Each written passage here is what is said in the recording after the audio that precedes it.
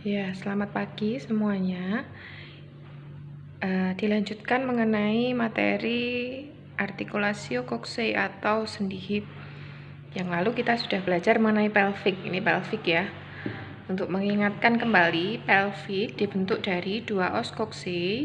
Ini dua os coxae, sacrum dan juga coccygeus.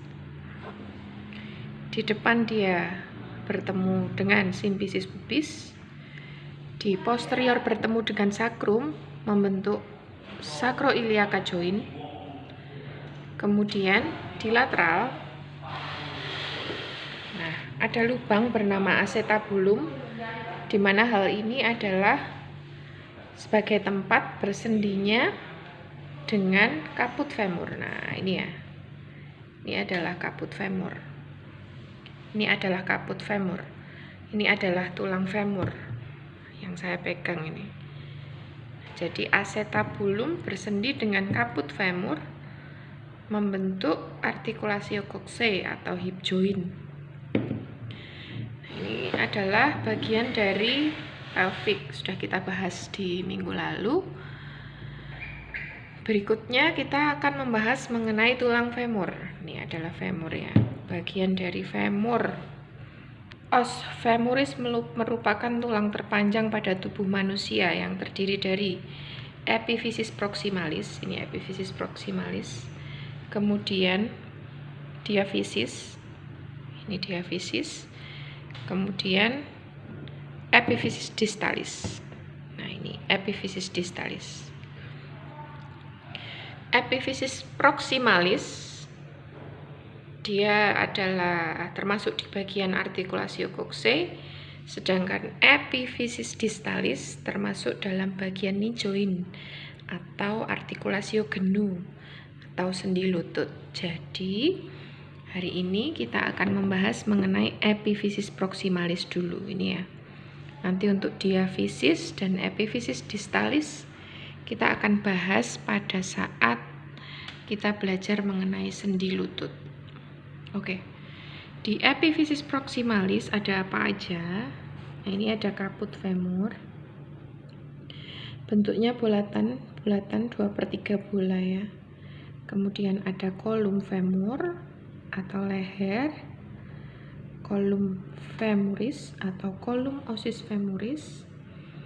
Inilah yang menghubungkan antara caput femur dengan corpus femur. Ini semua adalah corpus femur atau diaphysis. Oke, berikutnya bagian apa lagi yang ada di epiphysis proximalis, yaitu trochanter mayor, yaitu tonjolan yang mengarah ke supralateral dari corpus ossis femoris. Di medial dari trochanter mayor terdapat cekungan dinamakan fossa intertrochanterica. Mana itu trochanter mayor? Nah, ini adalah trochanter mayor. Ya. Kemudian ada cekungan namanya fossa intertrochanterica. Ini fossa. Cekungannya. Ini adalah cekungan di trochanter mayor. Kemudian turun ke bawah di inferomedial. Nah, ini ada tonjolan namanya trochanter minor. Inferomedial. Caput ini selalu berada di medial. Ya. Dia di medial nih ya. Caput itu ada di medial, ini lateral. Ini medial, ini lateral. Nah, ini dilihat dari posterior. Ini tampak dari anterior. Jadi ini adalah femur dextra.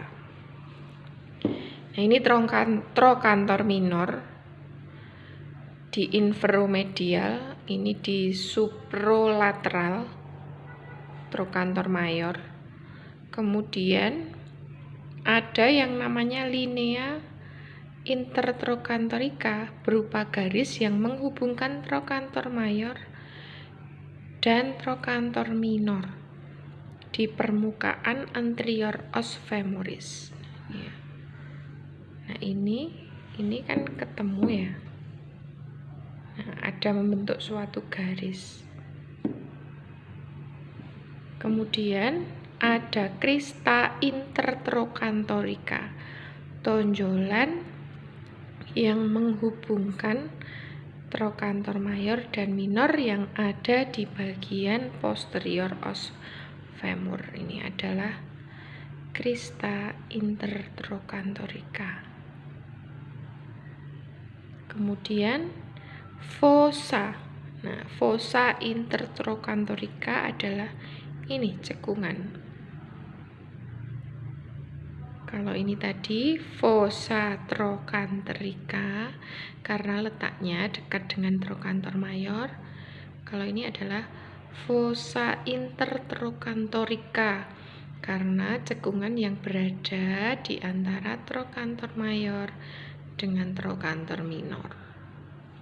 Kalau yang di anterior namanya linea. Ini ya, linea berbentuk garis.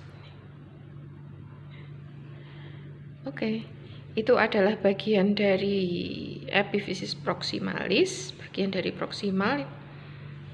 Berikutnya akan kita bahas mengenai diafisis dan epifisis distalis saat kita akan belajar mengenai sendi lutut. Terima kasih.